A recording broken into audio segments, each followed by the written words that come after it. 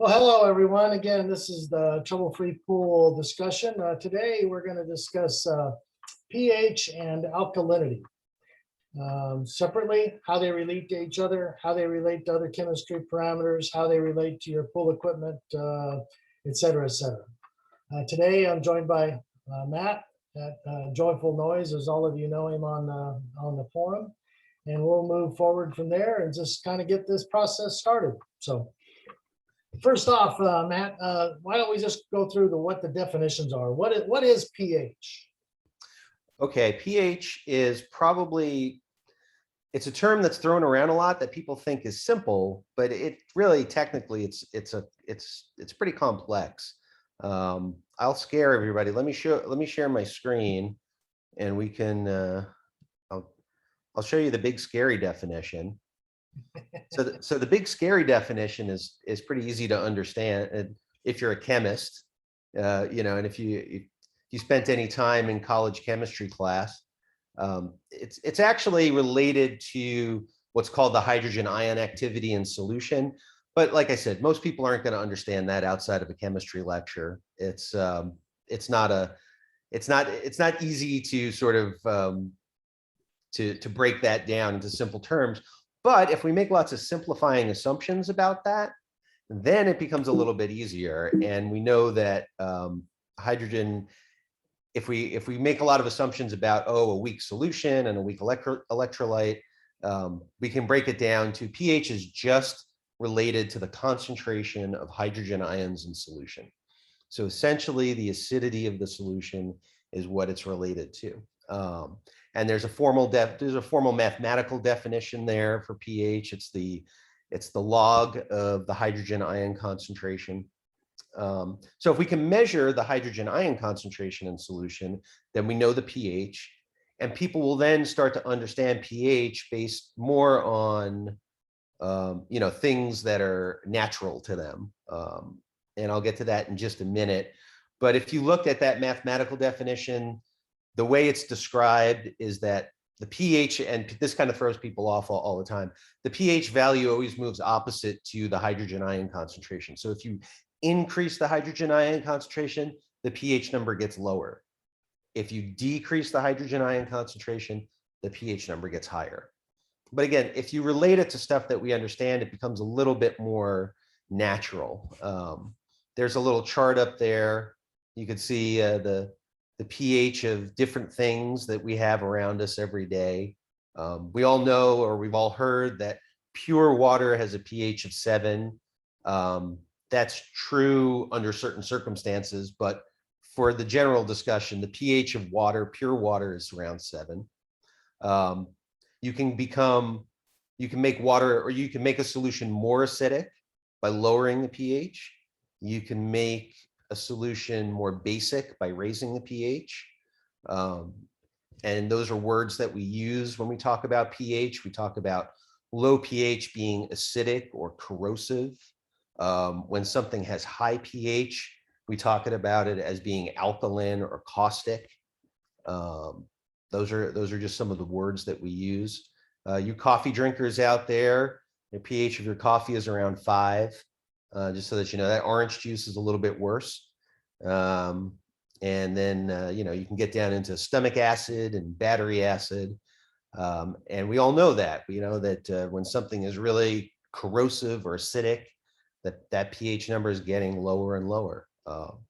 Seawater, we talked about pure water being a pH of 7, but most of the water that we deal with as human beings, whether it's in our pool or it's coming out of our tap or it's in a lake, that water is not at a pH of 7. It's generally higher.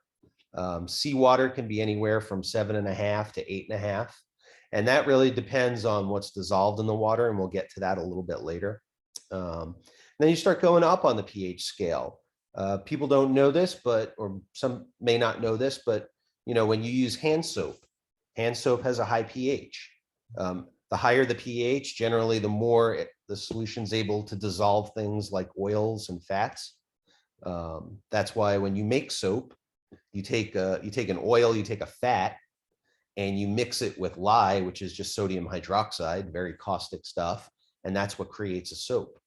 Ammonia, when people clean with ammonia, it's pretty high pH. Again, bleach is high pH only because of what's added to the bleach in the manufacturing process, but it's also what makes bleach stable. You wouldn't have a stable solution of bleach if your pH wasn't up around 12. And then, like I said before, lye, sodium hydroxide, that's something people used to have on hand quite a bit, but realized with too many accidents that it was too dangerous to have around. So, but that's pretty high pH, getting close up to around the top of the scale. And so when we talk about water and we talk about pH, again, just look at that equation. You know, H2O breaks up into hydrogen ions and hydroxide ions. And the hydrogen ion is the acidic part. The hydroxide ion is the basic part. When those two come together, they form water, which is neutral. So, you know, you can think of, when you think of pH, you think of the concentration of that hydrogen ion in water. So, you know, what are some ways that we raise pH in our pool? Let's get to our pools, right? When we add strong acids to our pool, we add something like muriatic acid to lower the pH. Again, remember, when we're talking about pH, when you increase the hydrogen ion concentration, you're lowering the pH. Muriatic acid is just hydrogen chloride. When it gets dissolved into water, it fully dissociates into hydrogen ions. That's where your acidity is coming from, and chloride ions. The chloride ions, those are kind of harmless. We have those in our pool all the time, but it's that hydrogen ion concentration which is really lowering the pH. And that has the biggest effect on the pH of the water when you add muriatic acid to it. And then just to give you another example of an acid that people use around pools would be dry acid, which is sodium bisulfate. Now that's actually a two-step reaction. You have this salt, this white powder called sodium bisulfate. It's made up of sodium, hydrogen, and a sulfate ion. Well, that dissolves into water, and you get the sodium ion that kind of floats away. That's harmless. But then you're left with this bisulfate ion. And that bisulfate ion, over time, it's a little bit slower reaction, but eventually that bisulfate breaks down into hydrogen ion. Again, that's what's lowering our pH. That's the acidic part of it. And then you get the sulfates left behind. That's why we always kind of caution people against using dry acid in pools, because you use so much of it to lower pH that you're really going to start building up the sulfate level. And we know that sulfates aren't very good for our pools. So again, that's sort of the very basics of pH. You know, there's a lot more details in there, and you know, you can get really technical. The good part about TFP is that we take care of a lot of those technical details behind the scenes. You know, pool math is a great application because it takes all of the sort of complicated calculations that you would have to do for pH and does them all behind the scenes to sort of give you a very easy interface for calculating, you know, how much acid do I need to add to my pool to lower my pH. Now, you may occasionally, for some people, want to raise pH. We don't see that a whole lot, especially where I live. But for some people, you might add things like baking soda, which would raise pH, or you might add something like soda ash, washing soda, which would raise pH very strongly. So, and I could show you later on what that looks like when we talk about TA a little bit. Okay. So great. So moving on, the next step is though, so what is TA, right? TA, total alkalinity. Let's see, let's go back to screen sharing. I'll scare everyone again. Total alkalinity. Here we are back on my PowerPoint slides. Total alkalinity, can you see that slide? Yes. Okay. So total alkalinity, it's probably one of these concepts that's thrown around a lot in pool stores as being really super important, but it's actually not quite as important as it's made out to be. And it's a little bit more complicated than everybody talks about. And what we have to remember is that we can talk about pH and we can talk about total alkalinity separately, but they are actually related to one another. And we'll get into that in a little bit. But a very basic definition of alkalinity is just the capacity of a body of water to resist acidification. And so what that means is that you have a body of water like your pool or the ocean or a lake or a river. When you add something acidic to it, there are other chemical species in that water that are going to react with that acid and keep the pH from changing. And so when you have very low alkalinity water, that means you can add just a real small amount of acid and the pH will change very quickly. But if you have very high alkalinity water, you could add a little bit of acid and see almost no change in pH at all. And that's happening behind the scenes because there are other things dissolved in the water which are absorbing that hydrogen ion concentration. And we'll see that in a little bit.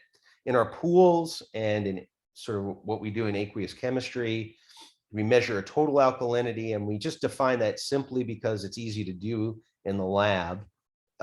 It's just the ability of a solution to neutralize a strong acid. So when I put in a couple of drops of hydrochloric acid or sulfuric acid to water, does it have the ability to neutralize that strong acid without changing its pH much?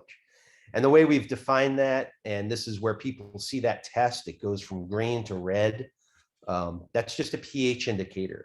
And all it's doing is it's measuring a point at which the water gets to a pH below 4.5. That's that transition point from the green color to the red color.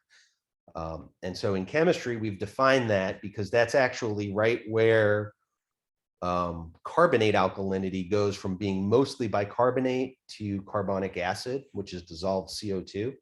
And that's right around 4.5. So we have a really neat way with just some pH indicators to see a transition in water from when it has enough alkalinity to when it has no alkalinity at all, which is at that point around 4.5, pH of 4.5.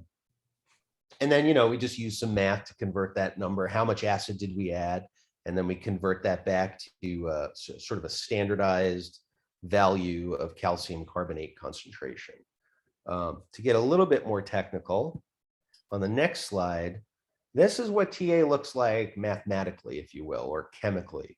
You have your total alkalinity, and all it is, with a little bit of math behind the scenes to make sure all the units line up, it's just the sum of all the alkaline species in the water minus the amount of hydrogen ion concentration.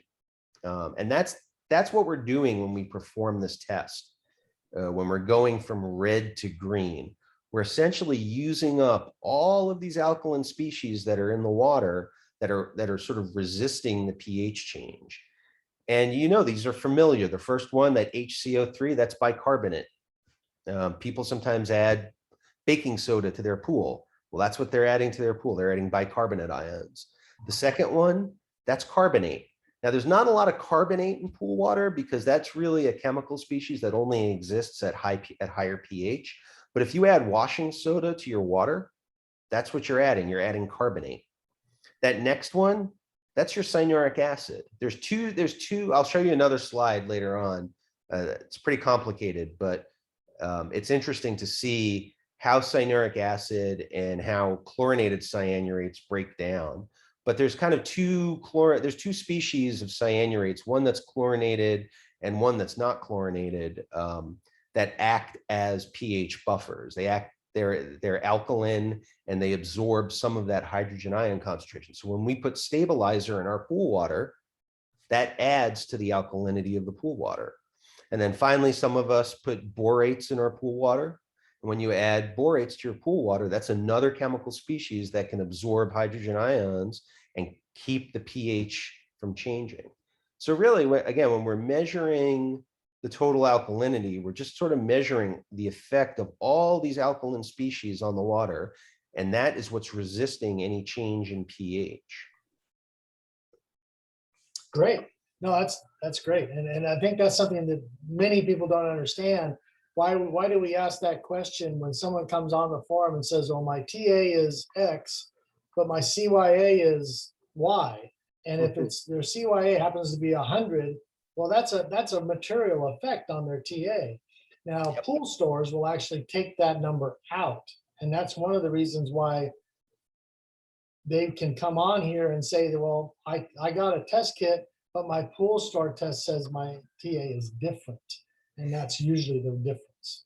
Yeah, that cyanuric acid value, and there's good reasons why you would adjust the alkalinity. But again, the nice part about pool math is it's doing all of these calculations in the background so that you don't have to think about it and do it on your own. And let me just run through some of these species in this total alkalinity list. And the biggest by far and the most important is carbonate alkalinity.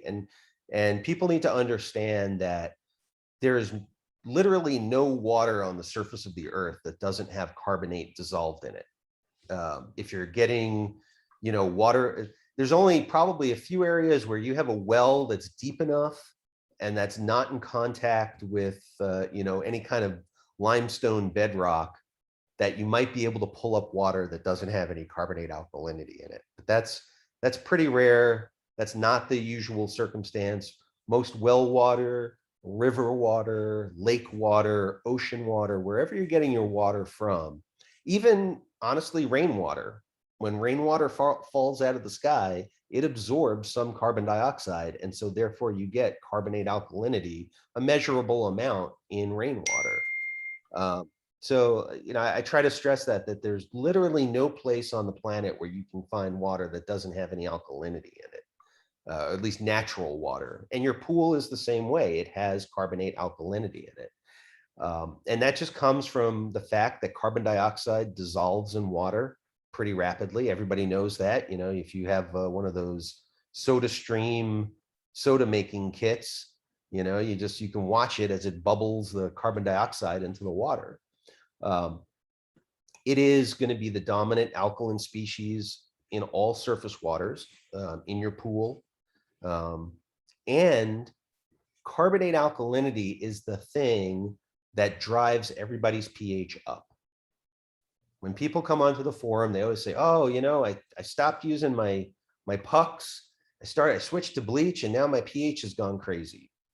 And there's a lot of nuances there, but what they didn't realize is that using an acidic form of chlorine was really helping them control their carbonate alkalinity. And now they've taken that away and they're seeing in their pH measurements the effect of carbonate alkalinity.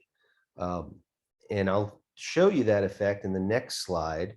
It's pretty busy, but try not to get too thrown off by it. It's really that diagram in the upper right.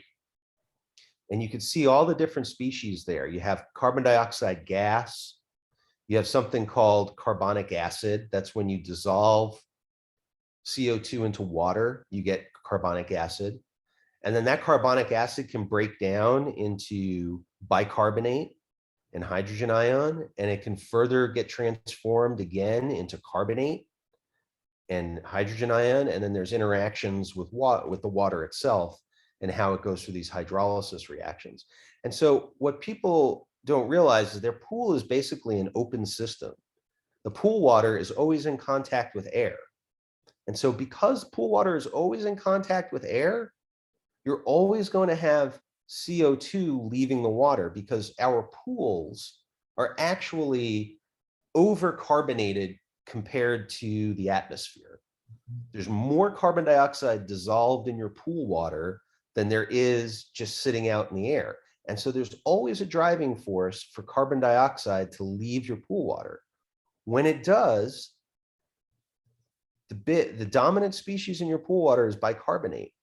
When that carbon dioxide leaves the pool water, the bicarbonate wants to react with hydrogen ion to sort of replenish that carbonic acid intermediate compound. And it's going to do so by taking it from water, reacting with water, and forming that carbonic acid. And so in that process, the bicarbonate is lowering the amount of hydrogen ion because it's taking it out of the water, and then it's getting converted into CO2. So it's this process of going from bicarbonate to carbonic acid to CO2 outside your pool that's raising the pH because it's lowering the amount of hydrogen ion in your pool. And so that's what people are seeing. That's the actual underlying chemical effect that people are measuring every day when they say, I added acid to my pool 2 days ago and it's back up to a pH of 8 again. What's going on? And it's that process there that's going on. CO2 is leaving the water and it's taking a hydrogen ion with it. Or, in order to do that process, a hydrogen ion was taken along with it. So that's what people see day in and day out with their pools. So when people take a look at, and go ahead and unshare your screen if you're Sure. ready. When people come to the forum and they'll say, but look, trouble-free pools recommended levels for TA are so different than what I've been told everywhere else. What either my pool store says or my Taylor test kit says or whatever. Why are our TA levels in our recommended levels different than what others say? Well, part of it is, there's probably a couple of different answers to that question. One is that we teach people to use liquid chlorine as their main go-to chlorinating source. But I would say that by and large, the industry wants people using trichlor pucks because that's just, it's a solid form of chlorine. It's easy to use. You just take it out of the bucket, you stick it in the inline chlorinator, or you drop it into the little puck floater. And so, that difference in how we chlorinate our pools affects some of the other chemical levels that we're going to recommend. And one of those is TA. If you're using pucks all the time, and there are some people on the forum that can use pucks all the time. If you're using it all the time, that's a very acidic form of chlorine. It's going to add those hydrogen ions to solution. So you have to actually keep your TA at a much higher level. Otherwise, your pH is going to crash at some point. You're going to use up all of that alkalinity in the water, and then your pH is going to start to drop. And then that becomes dangerous for pool surfaces and equipment. At TFP, we're teaching people to use bleach or liquid chlorine. That doesn't require the TA to be as high. And so that's why our TA levels, our recommended levels, are so much lower. And another reason why we teach lower TA levels than what the industry does is also for that very process of carbon dioxide outgassing. In order to keep the pH from constantly rising all the time, you want to lower your total alkalinity as much as you can. Now, you don't want total alkalinity to be 0 because you need some alkalinity in your water to protect against pH dropping, but you don't need it as high as the industry. The industry, for folks who would use trichlor or solid chlorine forms of for sanitizing, they're gonna suggest TA levels that are above 100, maybe 100 to 120, and they're gonna say, oh, that's a good number. But that's really only a good number if you're using a lot of pucks all the time. If you're using bleach, probably doesn't need to be much higher than 80, and it can go even lower than that. I mean, I generally keep my pool 60 to 80 parts per million total alkalinity because that's a good number, and it keeps my pH stable for about 10 to 14 days, and I'm not constantly adding acid to the water all the time. So if you're using bleach or manually chlorinating your pool, and you stick with that sort of industry standard of 100 to 120 parts per million TA, you're going to be adding acid all the time because the water is just going to constantly, the higher the concentration of TA, like I said, most of that is carbonate alkalinity, the more CO2 is in your water. The more CO2 that's in your water, the greater the driving force is for it to outgas. And when it does, it consumes that hydrogen ion in the process, and it's constantly raising your pH. So, you could do that, but you're just going to be adding a lot of acid to the water all the time. Right. And I guess that's that, that was one of our other items to discuss, was about how the pH and TA relate to each other. And that is a big cause, is folks will come on to the forum saying they have to have their TA, your levels that you were saying, are much higher, but then they constantly are fighting their pH. They don't understand, why is my It's a, you know, they get, and I call it the hamster wheel of chemistry, right? I mean, you're raising your TA and you're having to lower your PA. It's just back, and that lowers your TA and back and forth, back and forth. So Yeah. I think that's the primary relationship. Are there anything else to discuss along those lines, along as the relationship of the two? Yeah, so like we said, the reason why your pH increases all the time is because carbon dioxide can actually leave your pool water. When you look at the other elements of TA, and I'll go back to my presentation, there's, like we said, there's carbonate alkalinity. There's also cyanurate alkalinity, or alkalinity that comes from cyanuric acid.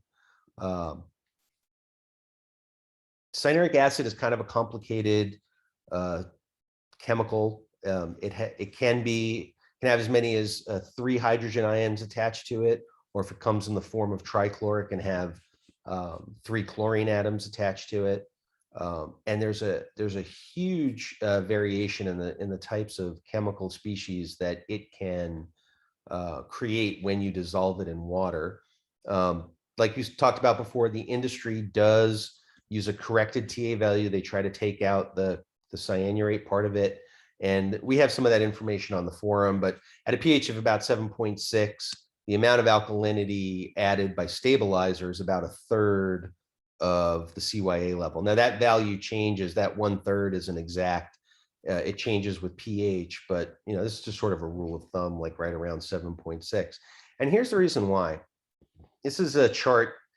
This was actually information that came from a paper written by a fellow by the last name of O'Brien, who really worked out a lot of the cyanurate chemistry. Like I said, there are a whole bunch of different chemical species that all interact with one another at different. This chart, if you look at it, you're kind of increasing your hypochlorous acid level as you go down, and you're increasing your pH as you go from left to right. And so what you see is that, he's got some of these are labeled like trichlor and dichlor. Down here is cyanuric acid. These are the things that people add to their pools. And what you see, if you look at trichlor, that's going to give up a chlorine and then another chlorine. There's cyanuric acid, which we add to our pools sometimes, that gives up those hydrogen ions and becomes a cyanurate ion.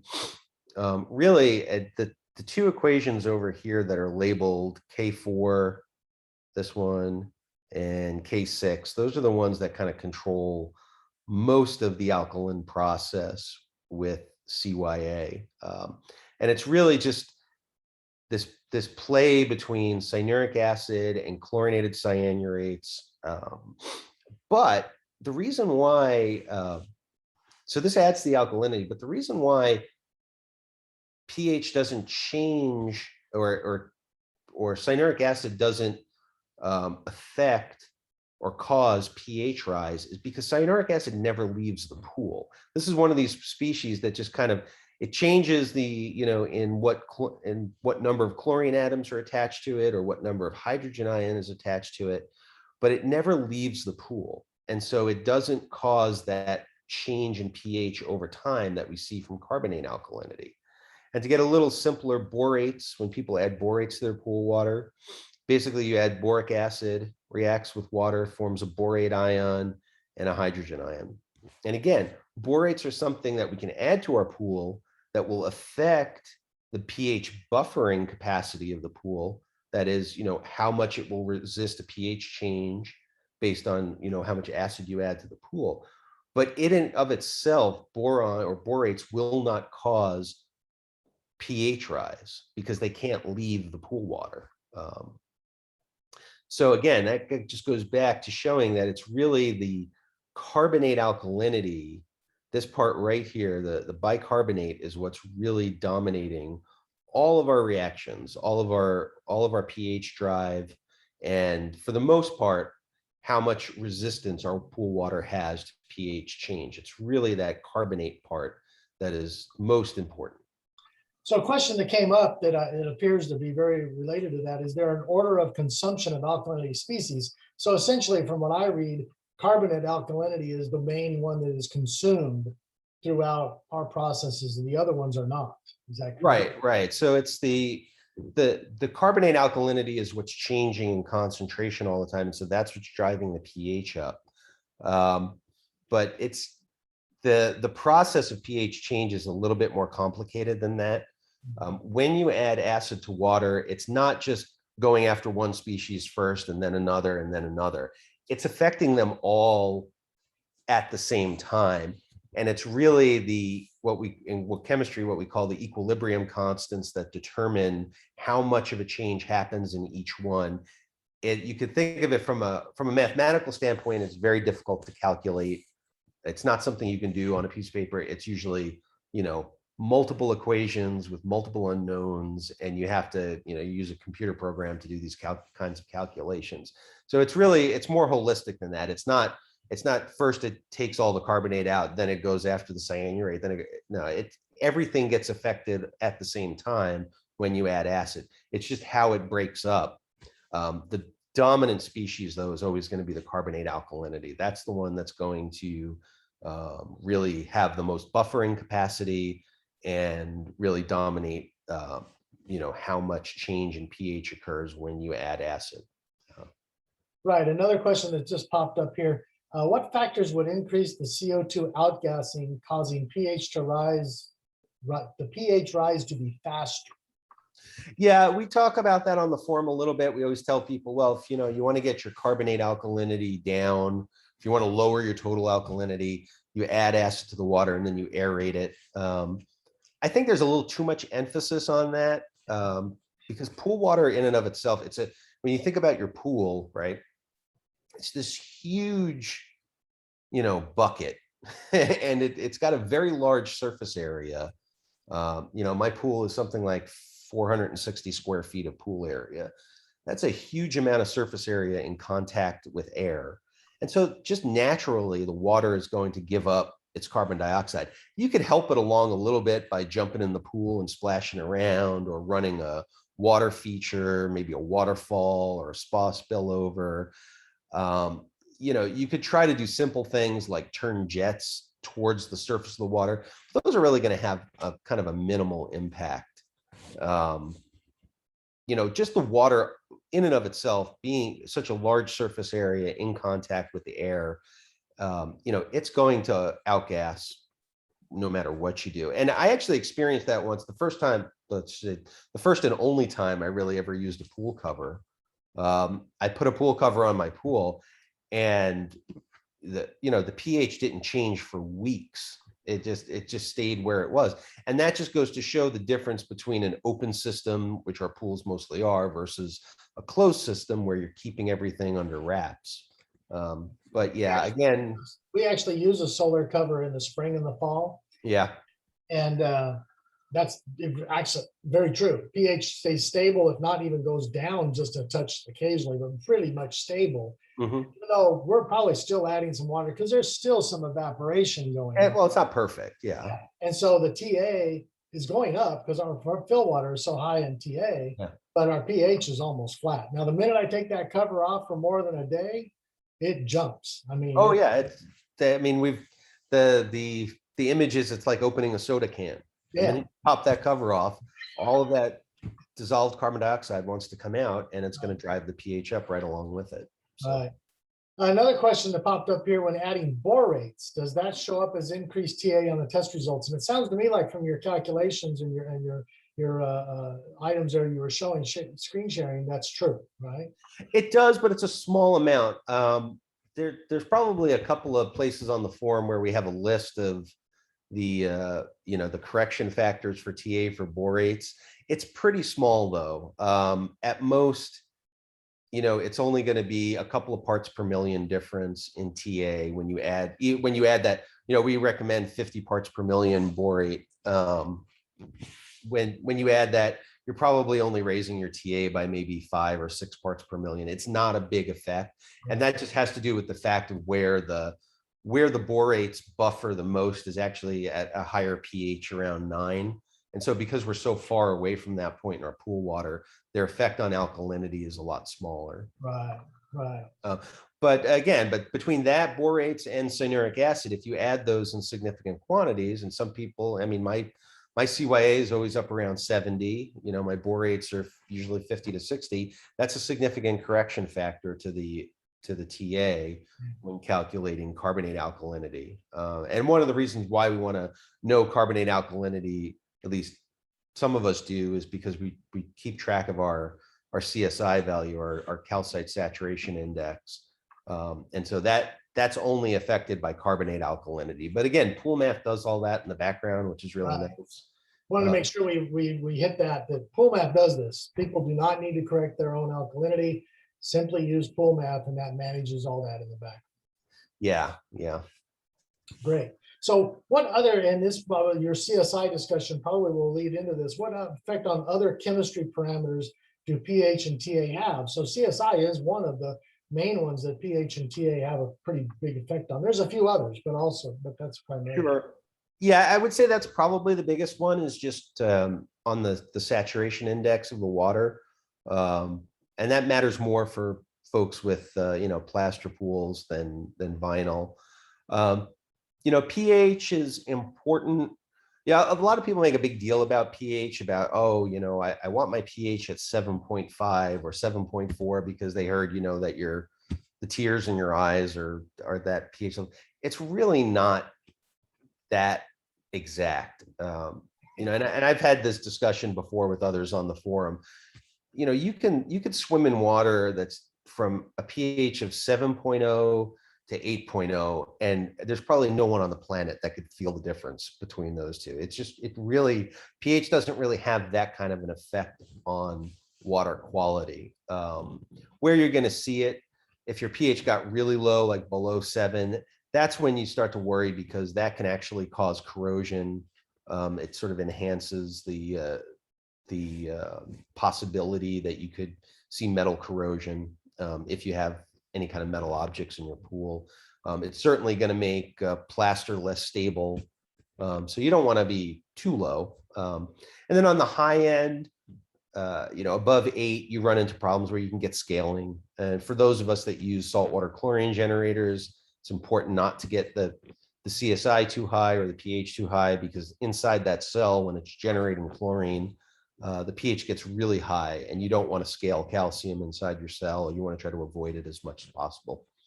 But really, pool water pH I think on the forum, we suggest anywhere from 7.2 to 7.8 is fine.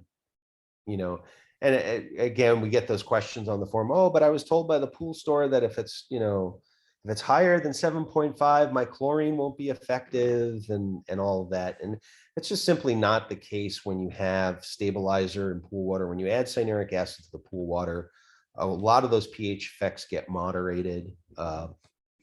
Most of the chlorine is bound to the CYA.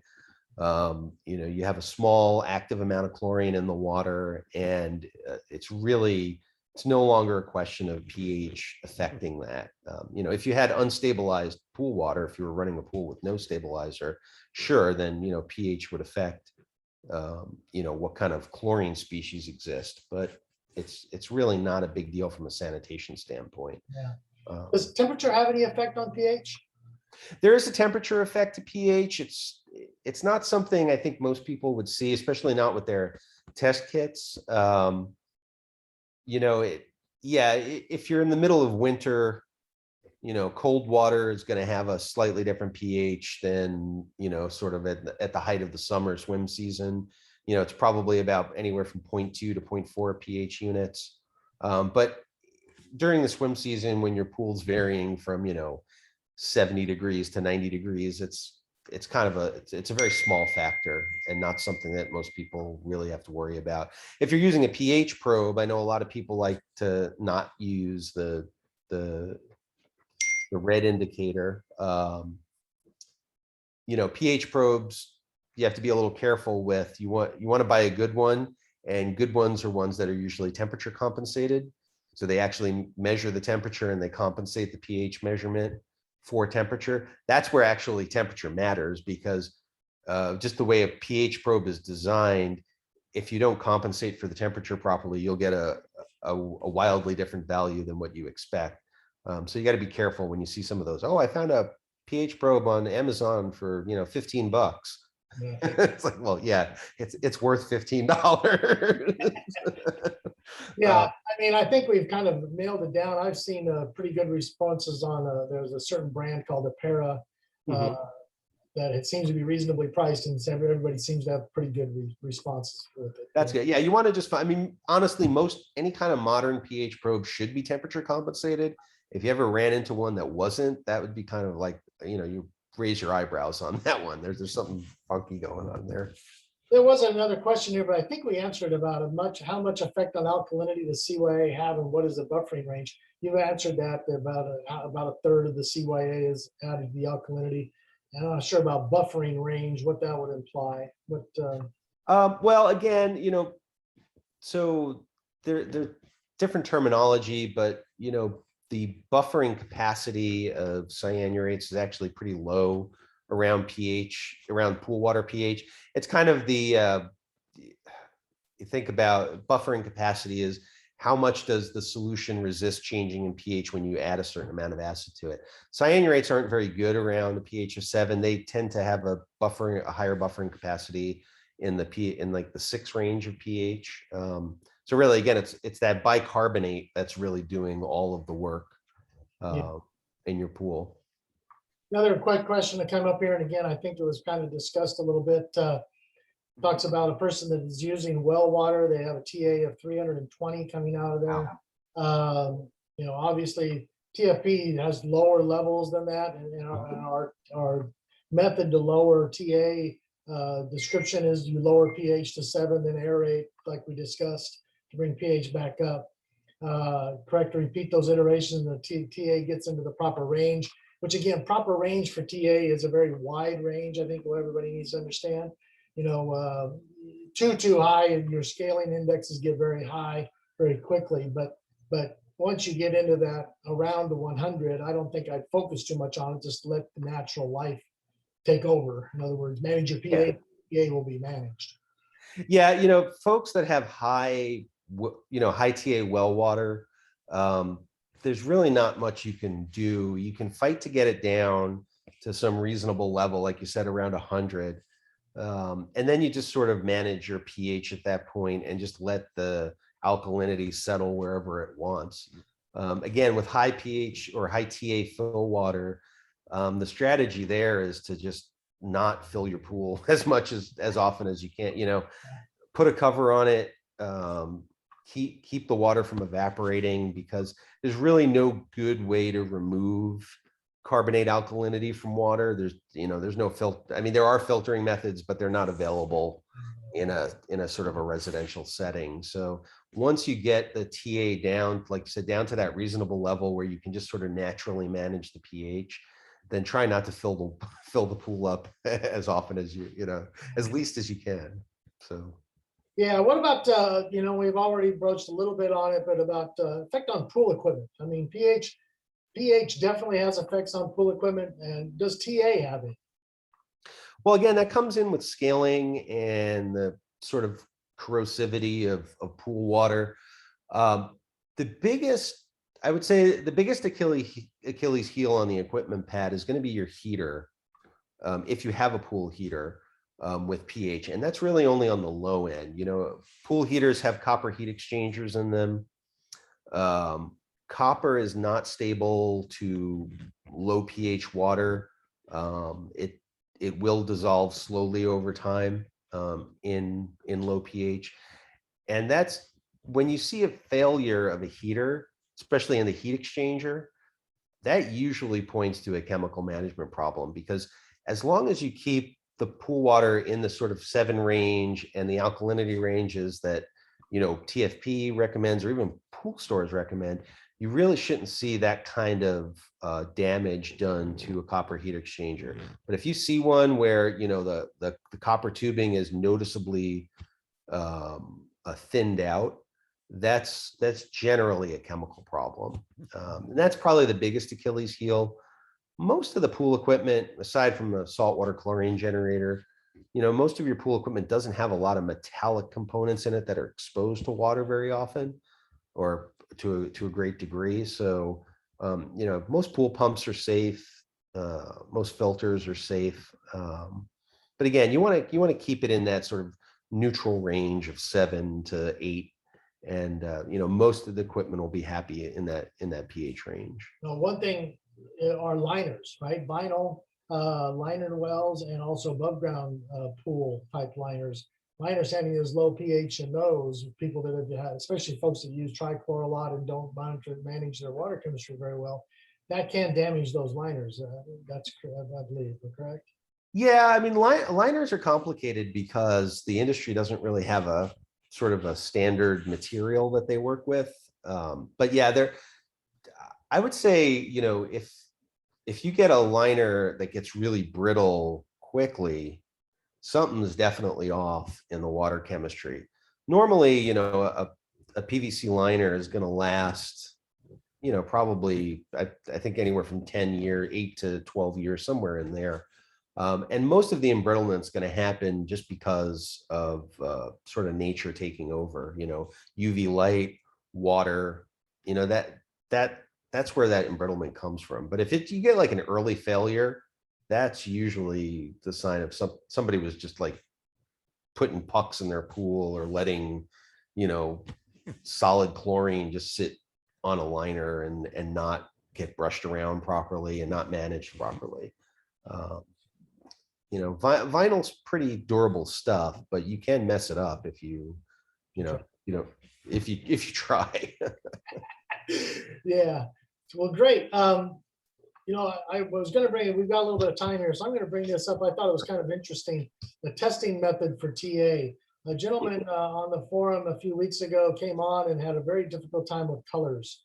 And someone else explained to them that they could use their pH probe while doing the TA test. And you kind of explained this already, to actually get the measurement of their TA just following the pH probe. So Sure. what said, by doing their test, but putting the pH probe in their test, once it hit 4.5, they knew how many drops that took. That was their TA.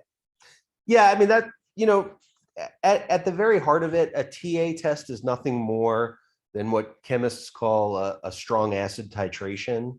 And you're basically just, if you were to do this in a lab, you probably wouldn't use a color indicator, or you might use a color indicator as a backup. But what you would be doing is you take a little beaker of water, you'd stick the pH probe in it. You'd have what's called a burette, which is just a graduated a cylinder that measures volume very exactly. And you would just slowly drip acid into that test vial until the pH hits 4.5. And then that's when you end it. Yeah. That's all you're really doing with that test. The color transition is nice because green to red is very distinct color change. It's something our eyes can usually see very easily, a green to red transition.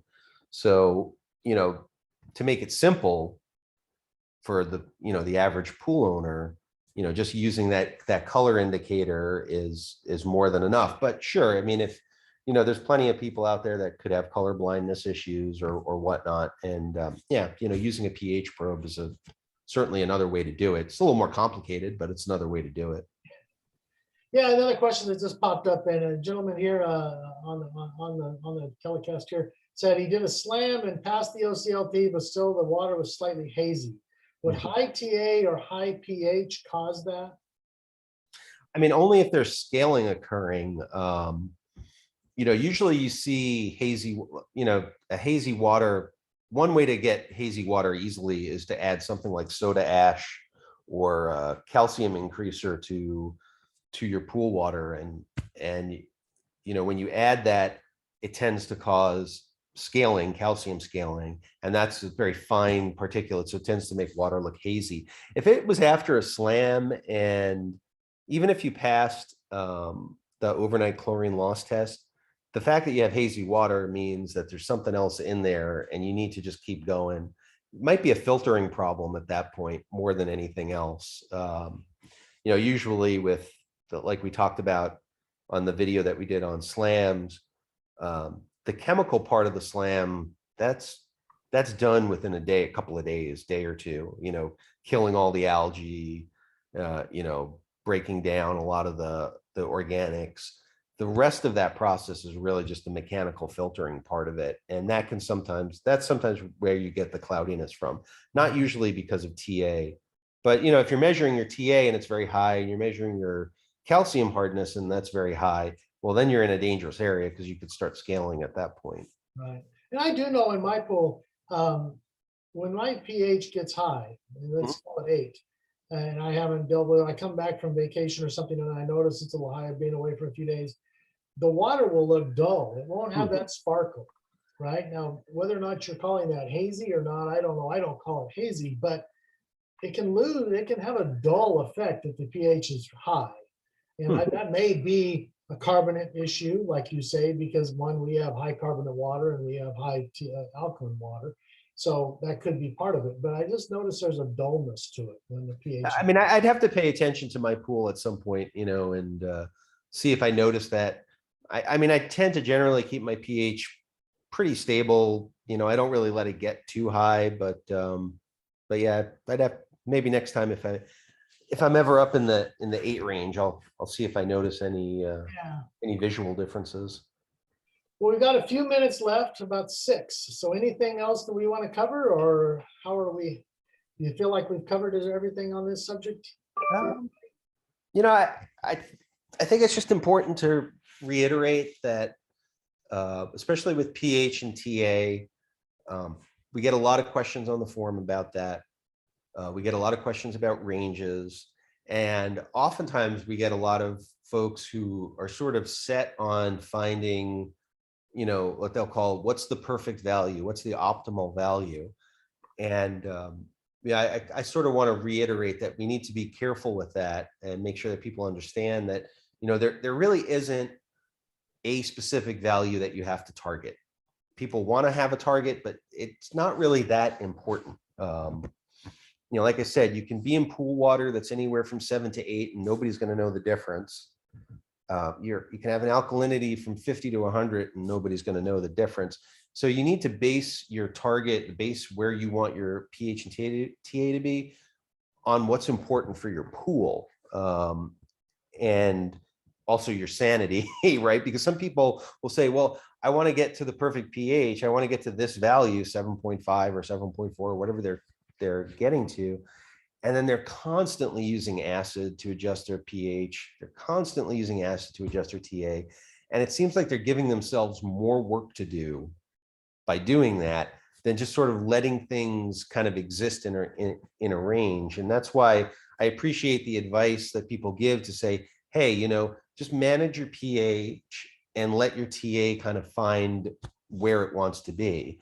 And that's definitely good for one's sanity and for one's wallet, because when you start getting into that mode of I've got to hit this target value all the time, you're really putting a lot of work on yourself. And I only know of a few members on our forum that have the automation built into their pools to be able to very specifically target a pH number and keep it there. And I don't think I would wish their automation systems on anyone. Well, to wrap up, we have one last question, and then we're going to wrap up here. And this is from our dear leader here, so we better answer it right up front. So can you lower pH without lowering TA? Same goes for raising and so forth. No, not easily.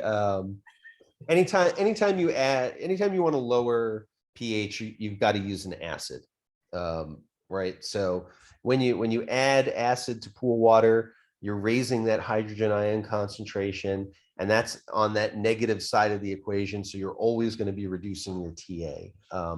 So there's really the two are coupled in that sense, that if you add acid to your water to lower pH, you're going to lower TA at the same time, which is why you kind of want to follow those values. There's really not a way to change the two without one affecting the other.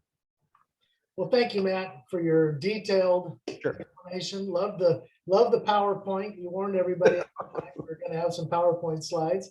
And we'll skip the exam this time. Exam, I see. That's great. We're right at our 1 hour time commitment. We'll have this posted up on the forum here in the next day or two. And again, thank you very much. Sure.